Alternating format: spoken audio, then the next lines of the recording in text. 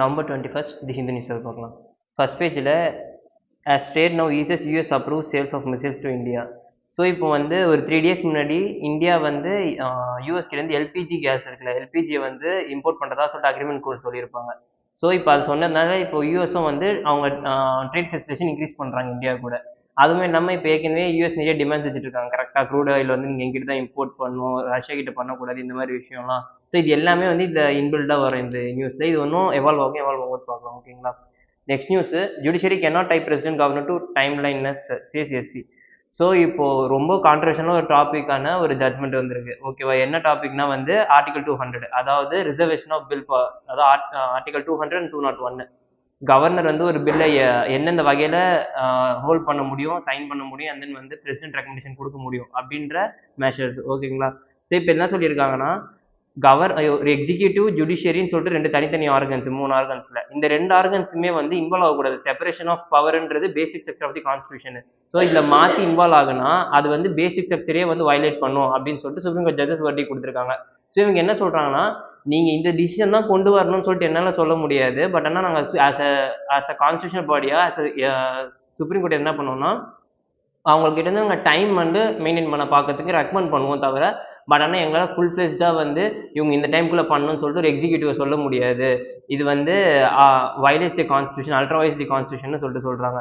So இது இப்போ நம்ம இதுக்கு பார்த்தோம்னா, நம்ம யூபிஎஸ்சி ரிலேட்டடாக ஆர்டிகல் 200, 201 கம்ப்ளீட்டாக ஈவன் என்னென்ன ஆப்ஷன்ஸோ கூட எல்லாமே பார்த்து வச்சுக்கணும். இது ரிலேட்டடாக பேஜ் நம்பர் 13 ஒரு ஆர்டிகல் இருக்குது. அது வந்து ஜஸ்ட்டு இங்கே டிஸ்கஸ் பண்ண மாட்டோம். பட் ஆனால் அந்த டீட்டெயிலாக படித்து அண்டர்ஸ்டாண்ட் பண்ணி வச்சுக்கிறது ரொம்ப நல்ல விஷயம். ஓகேங்களா.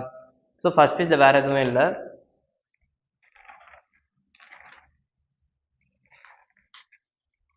நெக்ஸ்ட் வந்து பேஜ் நம்பர் 8ல் union government refuses to relax paddy procurement norms. So வந்து பேடி ப்ரொக்யூர்மெண்ட் வந்து ஆல்ரெடி வந்து யூனியன் கவர்மெண்ட் வந்து இப்போ மாய்ஸ்சர் கண்டென்ட் வந்து 17% வரைக்கும் இருக்க பேடி கிராப்ஸ்க்கு வந்து பண்ணலாம் அப்படின்ற மாதிரி சொல்லியிருக்காங்க. இப்போ என்னன்னா, நான் தமிழ்நாடு கவர்மெண்ட் வந்து 22% வரைக்கும் வந்து பேடி கிராப் மாய்ஸ்சர் ரிட்டென்ஷனுக்கு கொடுங்க அப்படின்னு சொல்லிட்டு. ஸோ அப்படி கொடுக்கறதுனால என்ன ஆகும்னா, ஏன் அதை கேட்குறாங்கன்னா கவர்மெண்ட், இப்போ ரீசெண்டாக இந்த கிளைமேட் ஃப்ளக்சுவேஷன்ஸில் நிறைய மழை பெய்ய ஆரம்பிக்குது, அன்பிரசிடென்டட் டைம்ஸில் மழை பெய்ய ஆரம்பிக்குது. இப்படி பெய்யறதுனால பேடி வந்து மாய்ஸ்சர் கண்டென்ட் அப்சர்வ் பண்ணிக்குது. ஸோ அதனால வந்து ஆப்டிமம் லெவல் இல்லை, இது அதிகமாக இருக்கிறதுனால நாங்கள் எடுத்துக்க மாட்டோம் அப்படின்னு சொல்லி ப்ரொக்யூர்மெண்ட் உள்ள சொல்லிடுறாங்க.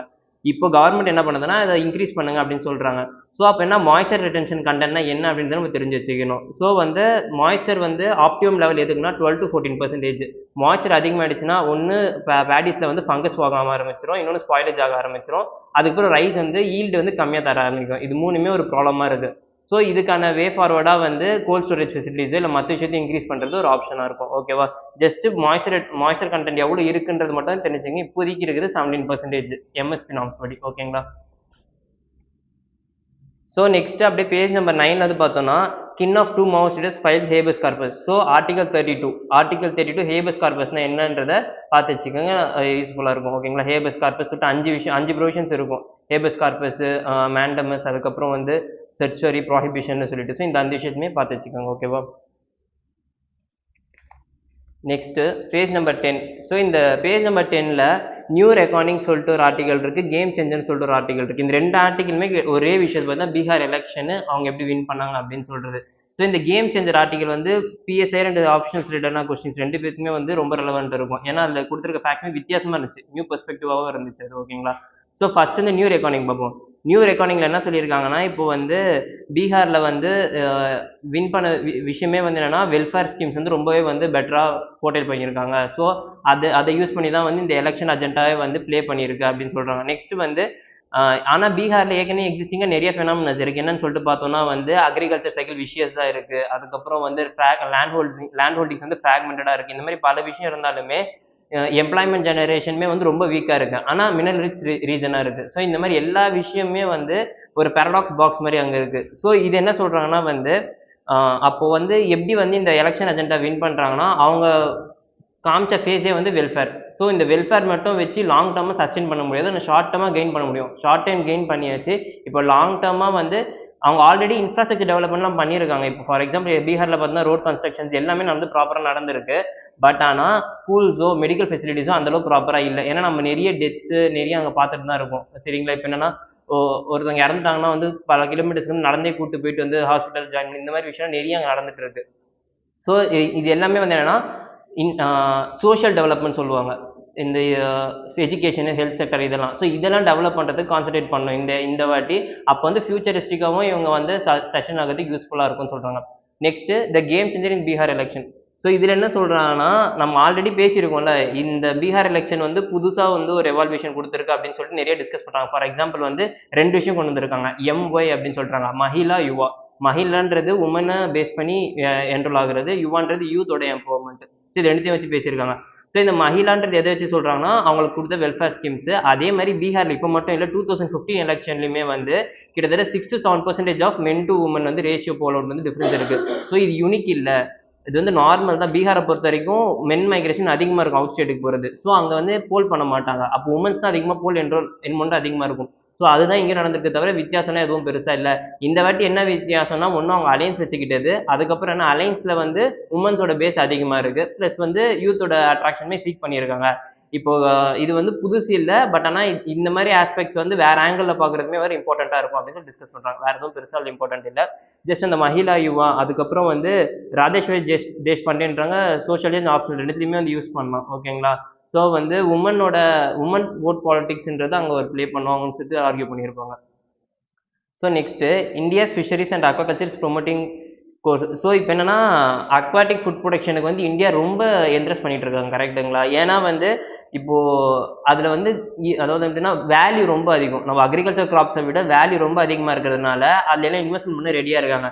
ஸோ இப்போ வந்து UNFAO அவங்க என்ன சொல்லியிருக்காங்கன்னா, இப்போ வந்து இந்த இயரை வந்து India's blue transformation strengthening value addition in seafood சொல்லியிருக்கணும். அதே மாதிரி UNFAOவும் இது வந்து ப்ளூ ரெவல்யூஷனுக்கான டைம் அப்படின்ற மாதிரி சொல்லியிருக்காங்க. சரி, அக்வாகல்ச்சரை பூஸ்ட் பண்ணுறதுக்கான ஒரு டைம் அப்படின்றது ஆர்கியூ பண்ணியிருக்காங்க. சரி, இதில் ஆர்கியூ பண்ணுறது இவங்க சொல்கிற ஸ்கீம்ஸ்லாம் எடுத்து வச்சுக்கலாம். ஃபர்ஸ்ட் என்னன்னா, இந்தியா வந்து world second largest aquatic animal ப்ரொடக்ஷன்லையும் மீட் ப்ரொடக்ஷன்லையுமே இருக்குது. ஐ மீன் வந்து அக்வாட்டிக் மீட் ப்ரொடக்ஷன்லையுமே இருக்குது. ஸோ இது எல்லாமே வந்து இது என்ன ஹைலைட் பண்ணுதுன்னா, இந்தியா வந்து அக்வாட்டிக் அந்த மெரைன் இதில் வந்து நல்லா கான்ட்ரிபியூட் பண்ணிட்டு இருக்காங்கன்னு தெரியுது. அண்ட் செகண்ட் வந்து என்னன்னா, இந்தியாவோட டெவலப்மெண்ட், ஃபார் எக்ஸாம்பிள் நீங்கள் நிறைய ஏஜென்சிஸ் கொடுத்துருக்காங்க. Indian council of agriculture research, அதுக்கப்புறம் marine product export development authority. So இந்த மாதிரி எல்லா ஆர்கனைசேஷனுமே எந்த மினிஸ்ட்ரி கீழே வருதுன்னு மட்டும் லைட்டாக பார்த்து வச்சுக்கோங்க, வேறு எதுவும் இம்பார்ட்டன்ட் இல்லை. அண்ட் தென் வந்து பிரதான் மந்திரி மத்ஸ்ய சம்பத் யோஜனா, இது வந்து one of the successful mission of the Indian country. So இந்த மிஷின் எப்போ லான்ச் பண்ணாங்க, அதோட மோட்டோ என்ன, அது எப்படி ஒர்க் ஆகுது, அதோட பர்பஸ், இந்த மாதிரி விஷயம் மட்டும் லைட்டாக பார்த்து வச்சுக்கோங்க. Next Matsya Seva Kendra, Kisan credit card, இந்த மாதிரி எல்லா விஷயத்தையுமே வந்து மெயின்ஸ் அண்ட் ஃபிலிம்ஸ் பர்ஸ்பெக்டிவ்மே ரொம்ப இம்பார்ட்டன்டான விஷயம். இந்த ஸ்கீம் எதுக்கு லான்ச் பண்ணாங்க, ப்ளூ எக்கனாமிக்கா இல்லை வந்து அக்ரிகல்ச்சர் ப்ரொடக்டிவிட்டி ரெண்டுமே இன்க்ளூட் வருமா, இல்லைனா வந்து வெறும் கோல்டு ஹார்வெஸ்டிங் கோல்டு ஸ்டோரேஜுக்கு மட்டும்தானா அப்படின்ற விஷயத்தையுமே வந்து பார்த்து வச்சுக்கணும். ஓகேவா? ஸோ நெக்ஸ்ட்டு எஃப்ஏ வந்து என்ன இப்போ ஆர்கியூ பண்ணாங்கன்னா, இந்தியா வந்து நல்லா ஃபெசிலிட்டேஷன் பண்ணி நல்லா இம்ப்ரூவ் பண்ணிட்டு இருக்காங்க. ஸோ இந்தியா வந்து ப்ளூ எக்கனாமி ப்ரொடக்ஷன் பொறுத்த வரைக்குமே ஒன் ஆஃப் தி பெஸ்ட்டாக பண்ணிட்டு இருக்காங்க. இதை பர்சியூ பண்ணுறதுக்கு ஃபர்தராகவும் இன்னும் எஃபிஷியண்டாகவும் பாலிசிஸ் கொண்டு வரணும் அப்படின்னு சொல்லிட்டு ஆர்கியூ பண்ணுறாங்க. வேறு எதுவும் இல்லை. ஓகேவா? So is a federation in treated under single party ஹெஜ்மோனி. So இது ஒரு கவர்மெண்ட்டுக்கு வந்து ரொம்ப ஒரு ஆன்டி கவர்மெண்ட்டாக பேசியிருக்க ஒரு ஆர்டிகல் தான். பட் ஆனால் இதில் இருக்க பாயிண்ட்ஸ்மே வந்து சிலது வந்து ரொம்ப வேலிடாகவே சொல்லியிருக்காங்க. ஓகேவா? ஃபர்ஸ்ட் வந்து இந்த கோலிஷன் கவர்மெண்ட் ஃபார்மேஷன் நடந்துச்சுல, அப்போ என்னன்னா ஸ்டேட்டோட கன்சன்ஸ் அதிகமாக இருந்துச்சு. ஏன்னா ஒரு யூனியனில் ஒரு கவர்மெண்ட் வந்து கூட்டாட்சி இருக்கணும்னா கீழே இருக்க ஸ்டேட்டோட சப்போர்ட் இருக்கணும். அப்போ என்னன்னா ஸ்டேட் ஒரு டிமாண்ட் வச்சாங்கன்னா சென்ட்ரல் வந்து அக்செப்ட் பண்ணுவாங்க. இல்லைனா அந்த டிமாண்ட் வந்து சென்ட்ரல் ஒரு டிமாண்ட் கொடுத்து ஸ்டேட் அக்செப்ட் பண்ணலாம், அந்த டிமாண்ட் மூவே ஆகாது, பில்ல பாஸ் ஆகாது.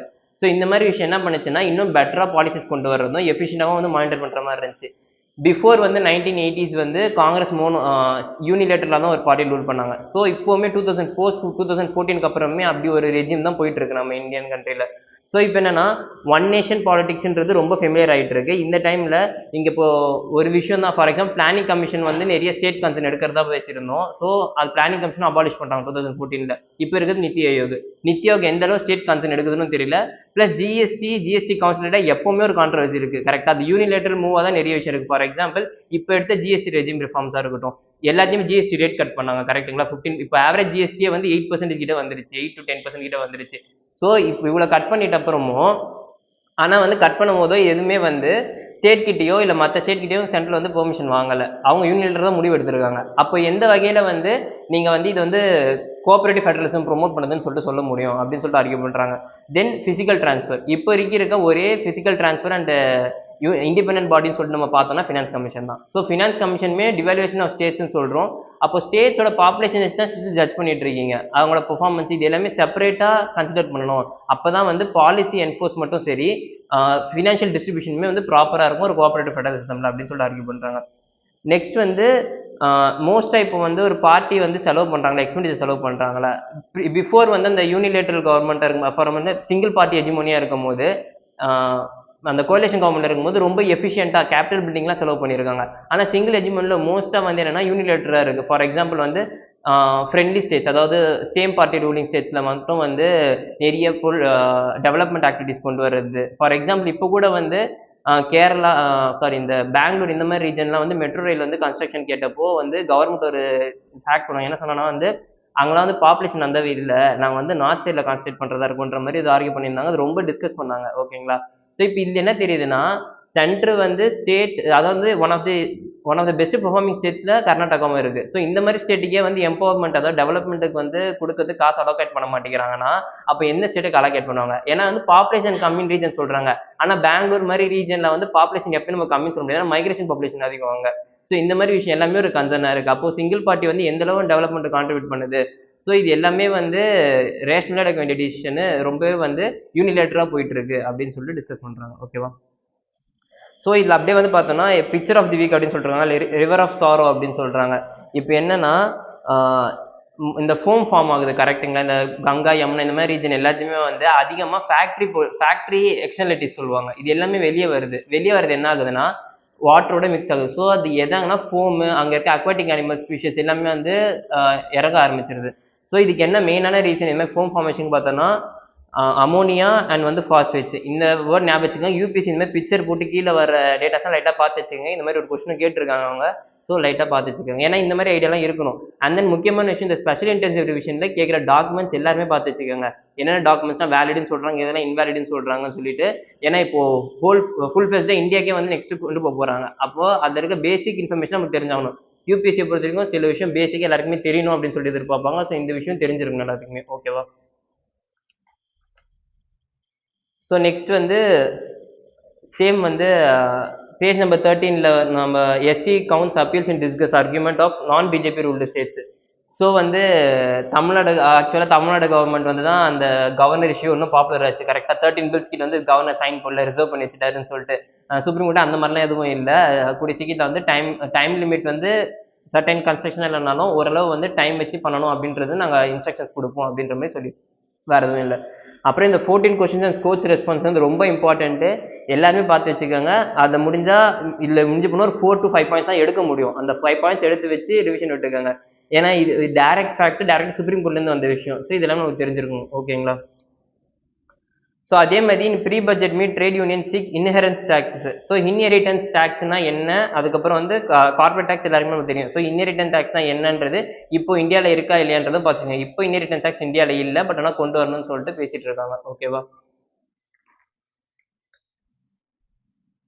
ஸோ பேஜ் நம்பர் 14ல் at COP India seeks just transition mechanism. So just transition மெக்கானிசம்னா என்ன அப்படின்னா, இப்போ ஒரு கண்ட்ரி வந்து ஃபாசில் ஃபியூயல் பேஸ்டு கண்ட்ரி நான் ஃபாசில் ஃபியூயல் பேஸ்டு கண்ட்ரிக்கு மூவ் ஆகுது, சரியா. அப்போ நான் ஃபாசில் ஃபியூயல் பேஸ்டு கண்ட்ரிக்கு மூவ் ஆகுனா அவங்க ஏற்கனவே வந்து ஃபாசில் செக்டரில் இருக்க எம்ப்ளாயிஸ்க்கு எல்லாத்துக்குமே வந்து வேலை பாதிக்கிறது, அவங்களுக்கு வந்து லிவ்லிஹுட்லாம் பாதிக்கப்படும். ஸோ இப்போ என்ன சொல்கிறேன்னா அதுக்கு ஆல்டர்னேட்டிவாக நான் ஃபியூயல் பேஸ்லேயே அவங்களுக்கு வந்து எம்ப்ளாய்மெண்ட் கிரியேட் பண்ணுறது, எம்ப்ளாய்மெண்ட் ஜென்ரேஷன் பண்ணுறது தான் ஜஸ்ட் டிரான்சிஷன். ஸோ ரிலேட்டாக பேசியிருக்காங்க. அவ்வளோதான். இந்த எந்த காப் மீட்டிங்கில் கொண்டு வந்தாங்க இந்த மாதிரி பேசிக் விஷயம் மட்டும் பார்த்துக்கோங்க. இதை வேறு எதுவும் தேவையில்லை. ஓகேவா. ஸோ நெக்ஸ்ட்டு வந்து ஜுவினல் ஜஸ்டிஸ் போர்ட்ஸில் வந்து வேகன்சி ரொம்ப அதிகமாக இருக்கும். இப்போது அது வந்து என்ன ரிப்போர்ட் சொல்லியிருக்கேன்னா, இது வந்து நம்ம ஏடிஆர் ரிப்போர்ட்லாம் இதுக்கு வராது. இதுக்கு வந்து ஸ்பெசிஃபிக் ரிப்போர்ட்டு ஸ்பெசிஃபிக் வந்து ப்ரைவேட் ஸ்டடிஸ் தான் வரும். ஸோ அந்த மாதிரி ஸ்டடிஸ் கண்டக்ட் பண்ணியிருக்காங்க. இது என்ன ஸ்டடி, 55% மேலே வேகன்சி இருக்குது, கேஸ் டிஸ்போசல் ரேட் கம்மியாக இருக்குன்ற மாதிரி ஞாபகம் வச்சுக்கோங்க. வேறு எதுவும் தேவையில்லை. அண்ட் இந்தியாஸ் ஃபர்ஸ்ட் பார்ன் சீட்டா முக்கி. ஸோ இந்தியாவில் வந்து சீட்டா ரிடக்ஷன் ப்ரோக்ராம் வந்து குனோ நேஷனல் பார்க்கில் மத்திய பிரதேஷில் பண்ணோம், கரெக்டுங்களா. ஸோ இது வந்து சக்ஸஸ்ஃபுல்லாக போயிட்டு இருக்கு அப்படின்றதுக்கு ஒரு எக்ஸாம்பிள் தான், வேறு எதுவும் இல்லை. ஸோ இனிஷியலாக வரும்போது நிறைய ப்ராப்ளம்ஸ் இருந்துச்சு. இப்போ வந்து அதை சஸ்டெயின் பண்ணி சீட்டாஸ் வந்து சர்வே ஆக ஆரம்பிக்குது. ஸோ இந்தியாவில் தான் வந்து பார்த்தோன்னா லயனு, டைகர் சீட்டாமே 3 ஸ்பீஷீஸுமே வந்து ஃபவுண்ட் பண்ண முடியும். வேறு எந்த கண்ட்ரிலுமே வந்து கண்டுபிடிக்க முடியாது 3 ஸ்பீஷீஸுமே. இப்போ இந்தியாவில் சீட்டா இல்லை, அழிஞ்சிடுச்சு, எக்ஸ்டிங்ஷன். இந்தியன் சீட்டா அழிஞ்சிடுச்சு, இது ஆப்ரிக்கன் சீட்டா தான். பட் இந்தியாவில் தான் ஸ்டில் லயன் அண்ட் டைகர் இருக்க ஒரே கண்ட்ரி. ஓகேவா. நெக்ஸ்ட் வந்து பேஜ் நம்பர் 16ல் international atomic energy agency. So இவங்க வந்து என்னன்னா ஈரானுக்கு வந்து அந்த கோஆப்ரேட் பண்ண மாட்டேங்கிறாங்க, ஃபுல் அக்சஸ் கார்பரேஷன் கொடுக்க மாட்டேங்கிறாங்கன்ற மாதிரி பேசியிருக்காங்க. இப்போ நம்ம அதெல்லாம் தேவையில்லை. நம்மளுக்கு மெயினான விஷயம் என்னன்னா இன்டர்நேஷனல் அட்டாமிக் எனர்ஜி எப்போ ஃபார்ம் பண்ணாங்க, அதோட பர்பஸ் என்ன அப்படின்றத மட்டும் தெரிஞ்சு வச்சுக்காங்க. நெக்ஸ்ட் வந்து யுரேனியம் என்ரிச்மெண்ட்னு சொல்லிட்டு ஒரு வார்த்தை சொல்லியிருக்காங்க. ஸோ யுரேனியம் என்ரிச்மெண்ட்னா என்னன்னா இந்த U235ன்னு சொல்லிட்டு சொல்லுவாங்க, அதுதான் யுரேனியம். ஸோ அதை வந்து கான்சன்ட்ரேஷன் இன்க்ரீஸ் பண்ணுறது. ஓகேங்களா? இதுக்கான ப்ராசஸ் பேர் வந்து கேஸ் சென்ட்ரிஃபிகேஷன் சொல்லுவாங்க. பட் ஆனால் வந்து ஜஸ்ட் அது டேர்மு ப்ளஸ் வந்து இது யூபிஎஸ்சி ஒரு கொஸ்டின் கேட்டிருக்காங்க. யுரேனியம் என்ரிச்மெண்ட் வந்து நம்ம எனர்ஜி கமர்ஷியல் பர்பஸ் தான் யூஸ் பண்ணோம்ல, ஜஸ்ட் 3% to 5% தான் என்ரிச் பண்ணுவாங்க. வெப்பனரி ஆக்டிவிட்டிஸுக்கு யூஸ் பண்ணோம்னா, அதாவது வெப்பன்ஸுக்கு மாதிரி விஷயத்துக்கு யூஸ் பண்ணோம்னா 20% தான் கிராஸ் பண்ணும். இதுவே வந்து நீங்க பெரிய லெவலில் டிஸ்ட்ராக்ஷன் கிரியேட் பண்ற அளவு வெப்பன் ஆஃப் மாஸ் டெஸ்ட்ரக்ஷன்லாம் சொல்றோம்ல, ஸோ அந்த மாதிரிலாம் கிரியேட் பண்ணோம்னா 90% யுரேனியம் என்ரிச்மெண்ட் பண்ணும். யூபிஎஸ் ஒரு தடவை கொஸ்டின் கேட்டாங்க என்னன்னா 60% யுரேனியம் என்ரிச்மெண்ட் வந்து நம்ம கமர்ஷியல் பவர் ஜென்ரேஷனுக்கு யூஸ் பண்றோமா அப்படின்ற மாதிரி கேட்டிருந்தாங்க. அது டைரக்ட் ராங் ஸ்டேட்மெண்ட். ஸோ இந்த மாதிரி விஷயம்லாம் நம்ம தெரிஞ்சு வச்சுக்கணும். ஓகேங்களா? ஸோ வேர்ல்ட் நியூஸில் வேறு எதுவும் பெருசாக இல்லை, அண்ட் ஸ்போர்ட்ஸ் நியூஸும் பெருசாக இல்லைம்மா. அவ்வளோதான் இன்னைக்கு. தேங்க்யூ.